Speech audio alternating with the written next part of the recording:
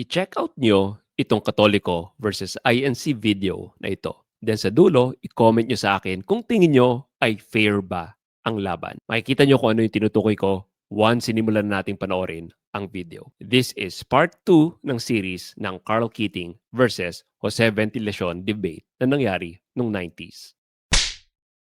Last time ay may back and forth si Ventilacion and Carl Keating tungkol sa stone and foundation stone. This time si Carl naman ang nasa offensive. Magtatanong siya at hindi niya tatantanan si Mr. Ventilacion dito. May isang question na iniiwasan ni Brother Ventilacion sa video na ito. And this time wala na siyang choice kundi harapin ang tanong na ito. Cornered na siya. Ano kaya ang isasagot niya? Kaya panoorin na natin ang video.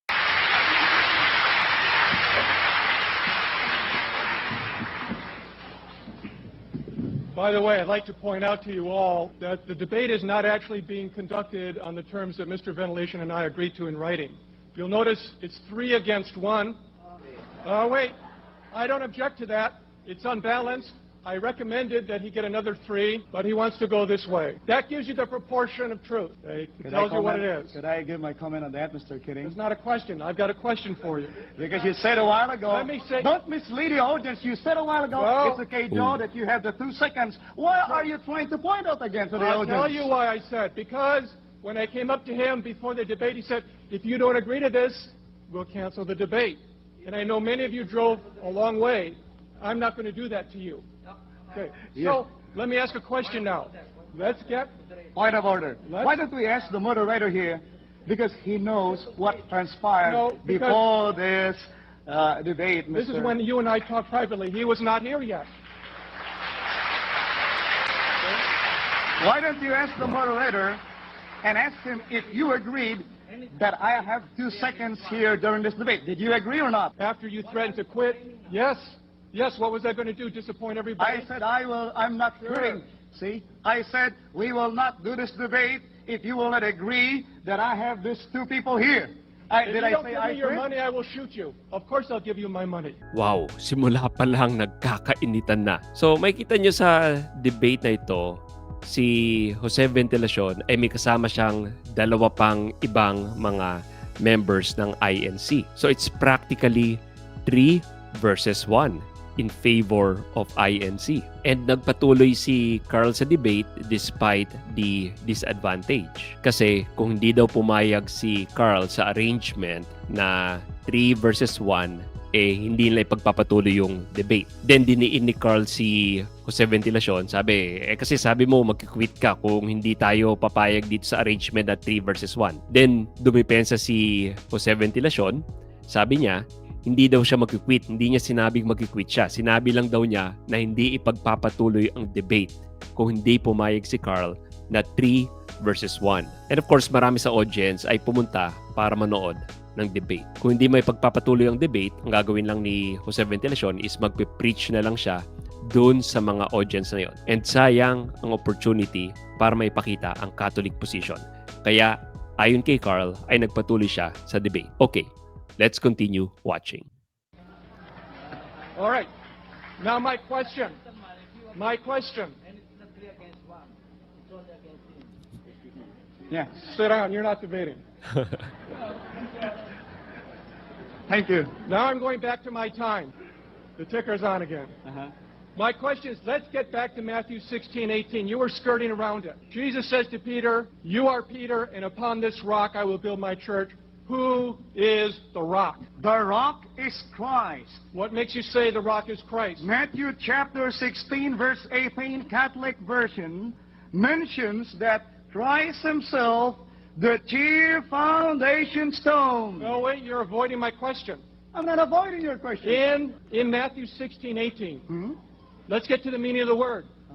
What language did Jesus speak? He spoke in Aramaic, that's what you were That's telling correct. the people. He was speaking Okay. in Aramaic.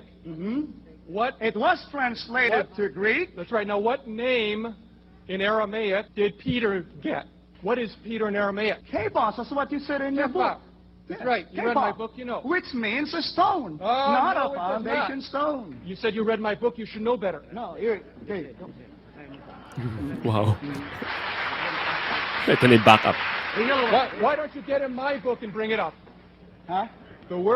Doesn't the word Kepha in Aramaic mean exactly the same as the Greek word Petra? Okay, mag-comment muna tayo. So, sabi ni Carl is, why don't you give him my book? So, obviously, nagkakainitan na and nakita na yung kanina, may backup si Ventilasyon. May mga taga-abot siya ng aklat, ng Bible. Ang importante lang to point out dito is binanggit ni Jose Ventilasyon na Kepa or Cephas, Peter and Petra, ang lahat ng mga terms na ito ay walang difference in context sa Matthew 16. Kaya yung the rock is Christ doesn't make sense because it would mean that Jesus changed the subject 3 times in 2 verses. Imagine niyo ito. Maraming nag-comment kasi dun sa unang video. Pero imagine niyo ito. Sinabihan ni Jesus si Peter, "You are Peter." So ang subject dito is Peter, the rock. "And upon this rock, I will build my church." Biruin mo, kung si Peter yung unang subject, tapos biglang upon this rock, si Jesus, yung sarili niya, "I will build this church." Then sa next line, ibinigay ni Jesus kay Peter ang keys to the kingdom and the gates of Hades will not prevail. It doesn't make sense na papalit-palit ang subject ni Jesus unless si Pedro lang talaga ang subject niya doon sa buong discourse na yon. Pero ito pinaka nagme-make sense kasi doon sa buong scene na yon, prior to that, nagtanong si Jesus, "Who do you think I am?"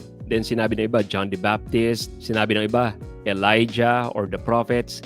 Then si Peter lang ang sumagot ng tama. "You are the Messiah, the Son of the living God." Kaya sa tagpong iyon ng Matthew 16, talagang si Pedro ang subject. And it doesn't make sense na si Peter ang tinawag na the rock and then nagpapalit-palit si Jesus na, "And I am the rock. And in this rock, which is me, I will build my church." So it doesn't make sense na ganon. Si Jesus ang nag-institute na si Peter ang rock where the church is built. Okay, magpatuloy na tayo. Doesn't the word Kepha in Aramaic mean exactly the same as the Greek word Petra? This is my Large answer, rock. Mr. Kidding. My answer is this. Apostle Peter was the direct audience of our Lord Jesus Christ. When he said that Christ is the stone upon the church was built, I agree with Apostle Peter. Don't you agree with him? Again, I'm asking the question. Oh, okay. You still didn't answer my question. I asked you. Apparently, you admit that Peter's name in Aramaic is Kepha. Yes, see that- we do not deny All that, right. Mr. Kidding. And do you admit that the word Kepha means? Do you say it means stone or rock? Yes, I Which agree one? with that. Which but one? it's not Peter who is the foundation What? stone. Which one? Is it stone or rock? They're different things. It's the same, Mr. Kidding. Greek has different words for it. English has different words for it. Aramaic has different words. In Aramaic, the word for stone is evna. What is your question now? I want you to answer the same one. Are you saying that in Aramaic the word Kepha means stone? Means stone because You're wrong. in John chapter 1, okay, when Apostle Peter was named, okay, I'm looking at here, okay, and he brought, I'll read from the Catholic version. Wait for my answer, please. Okay. This is from John chapter 1, and the verse is 42. Jesus looked at him and said, "Your name is Simon, son of John, but you will be called Cephas." This is the same as Peter and means a rock. That's right. Thank you. It Right. means rock. So what's the thou problem? art Peter, rock, and upon this rock. That's what I was driving. Now I have another question. Wow. So nahuli ni Carl si Mr. Ventilasyon dito. Finally, sinabi niya that Peter is the rock, hindi lang stone. And kung maalala nyo dun sa previous episode natin, paulit-ulit na sinasabi ni Ventilasyon na si Peter is merely a stone. Dito ay walang taka siya, napaamin siya, napasabi siya, binasa niya mismo sa Bible that Peter is the rock. And I ask the viewers the same question. Again, kung sa Matthew 16, si Jesus ang tinutukoy na rock at hindi si Peter, hindi ba walang sense na you are Peter, the rock, and upon this rock, me, Christ, I will build my church. Tapos ang next verses ulit is si Peter kung saan binigay niya ang keys to the kingdom. It really doesn't make sense kung nagsiswitch ng subject. Lalo na kung merong mga Old Testament references sa verses na ito. Yung unang Old Testament verses ay yung pagpalit ng pangalan. Si God, nagpapalit siya ng pangalan ng isang alagad kung may special role ito. Tapos si Pedro, nanggaling sa pangalang Simon, binago ang pangalan niya. Then sasabihin nyo na walang something special dun sa tagpong iyon. At hindi pa natin pinag-uusapan ang reference sa Isaiah 22 verse 22 kung saan this is a direct prefiguration ng nangyayari ngayon sa Matthew 16 kung saan binigay ang keys to the kingdom kay Eliakim, yung prime minister nung time na yon, para kay King Hezekiah, and this time binibigay naman ng isang bagong hari, si Jesus Christ, sa kanyang prime minister na si Peter, ang keys to the kingdom. Okay, bago tayo magpatuloy, if you're getting value from this video, pakipindot ng subscribe button down below. And while you're at it, paki-like na rin ang video and hit that notification bell. Okay, pagpatuloy na natin ang panonood. Problem. I have a different question. You said, as a conclusive argument against the Catholic Church, the name Catholic Church does not appear in Scripture. True. That's true. That's true. Where does the name Church of Christ or Iglesia Ni Cristo appear? In the Bible? Where?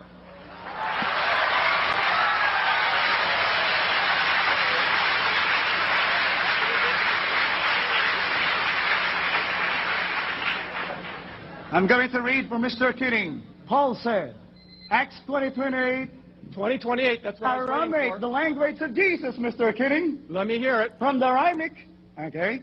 Take heed therefore to yourselves and to all the flock, over which the Holy Spirit has appointed you overseers, to feed the church of Christ.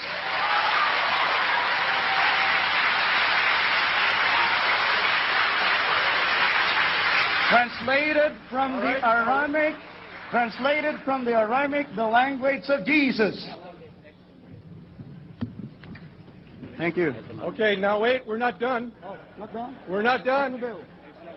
Oh, okay, that's okay. We could That stop. was the Lamsa version, I presume? This is the Lamsa version, Okay. translated from the Aramaic, the language of Jesus. Now, wait a minute. Okay, pause muna tayo. Pansin ko ang daming iba't ibang version ng Bible ni Ventilasyon. So ngayon, binabasa nila yung Lamsa version. Depende siguro kung ano yung mas pabor sa position nila. Kanina, Catholic version daw yung ginagamit niya. So medyo sus ito. Okay, let's continue watching. You follow that Aramaic? The version that we all accept, the official version, is in Greek. The word in Greek there in that passage, Acts 20:28, is ecclesiae. That's not the question. Churches. Your question Churches, is, not could you singular find... church, not That is singular not the church. question. No, Your wait. question is, could you find a church of Christ in the Bible? I read it, so what? What's next?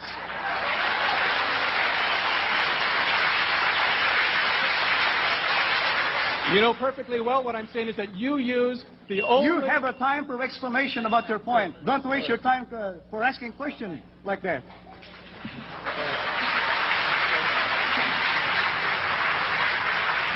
Actually, walang Church of Christ in the Bible. Ang meron is Churches of Christ. So, hindi siya direct na Church of Christ in the Bible. And malinaw sa Greek version ng Bible na churches yung tinutukoy dito. Dahil plural yung nakasulat dito. And ito yung reason kaya binabanggit ni Jose Ventilasyon na Aramaic yung word na ginamit. And actually, ito yung ginagawa ni Carl Keating. Let's play the same game. Yun yung ginagawa ni Carl dito. Kasi nung una, ayaw tanggapin ni Ventilasyon na rock si Peter. Dahil sa Greek is Petros ito, which is stone.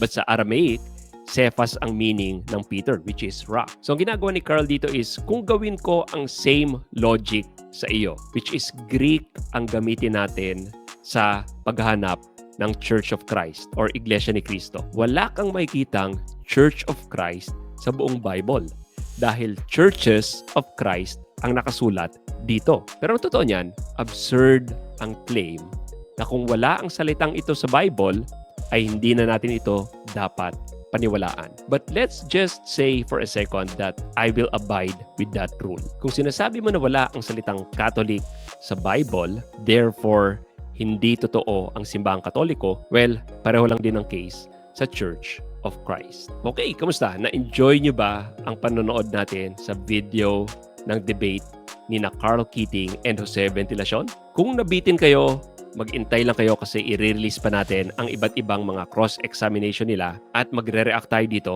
Pero kung hindi nyo pa napapanood ang part 1 natin sa series na ito, well, you're missing out. Panoorin nyo ang video by clicking the link right here.